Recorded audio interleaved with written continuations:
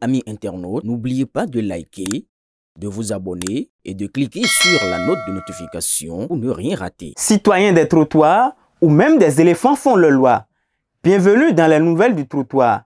Aujourd'hui, nous avons un menu à couper le souffle. Des trafiquants qui confondent gare routière et snack bar à psychotrope. Un stagiaire plus doué qu'en comptabilité fantôme, qu'en stage et un candidat au bac qui a cru que l'intelligence artificielle était sa copine de triche. Sortez vos calculettes ou vos défenses d'éléphant, c'est selon les circonstances. On démarre avec Cotonou où un trafiquant voulait jouer au facteur. Un amateur de pharmacie sauvage a tenté d'expédier ses médicaments rigolos par transport routier. Raté! Les flics ont intercepté le colis et ses rêves de dealer sont éteints. Direction l'Ocertide, le seul endroit où ces substances auront un effet déprimant. Comment distinguer une gare routière d'une prison? On continue avec Calavi où le Zémidjan et le couteau thérapie. Deux charmants garçons ont offert à un Zém une leçon de conduite. Comment perdre sa moto en 10 secondes? Une crise existentielle dans une ruelle sombre. Le plus triste, son seul outil de défense était ses larmes. Moralité 2025. Un client qui dit « j'ai soif » veut généralement dire « j'ai envie de ton moteur ». On continue à baisser où l'auto-école qui formait au trafic.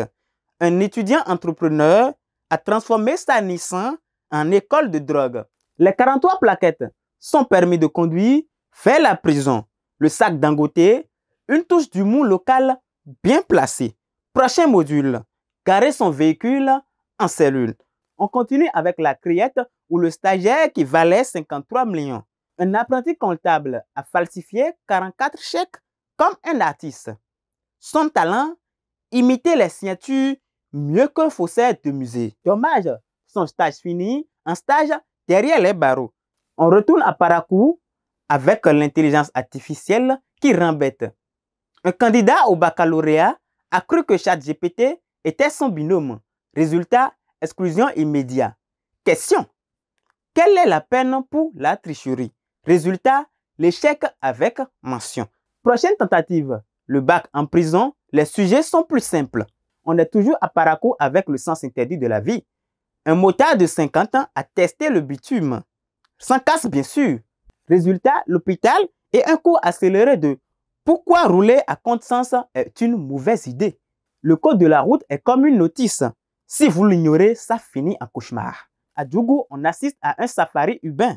3 éléphants en vadrouille ont fait leur marche dans les champs. Bilan des cultures dévastés, mais 0 mort.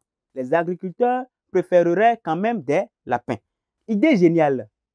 Des panneaux, attention, traverser des éléphants. À Malanville, Zapata, le braqueur qui aime courir.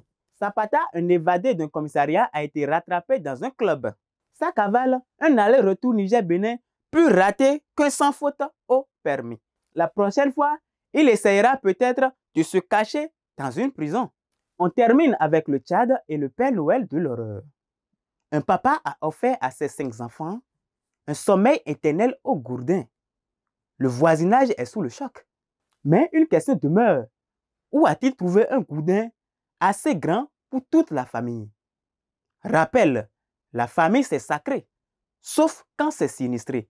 Et voilà, chers amis des trottoirs, où même les éléphants font leur loi. Notre tour de trottoir est terminé. Entre stagiaires escrocs, sémédiants en larmes, éléphants agriculteurs, on se demande si on n'est pas dans un nouveau scénario de Tarantino. Quel fait mérite le titre du chien écrasé de la semaine? Donnez votre avis en commentaire sur BLTV.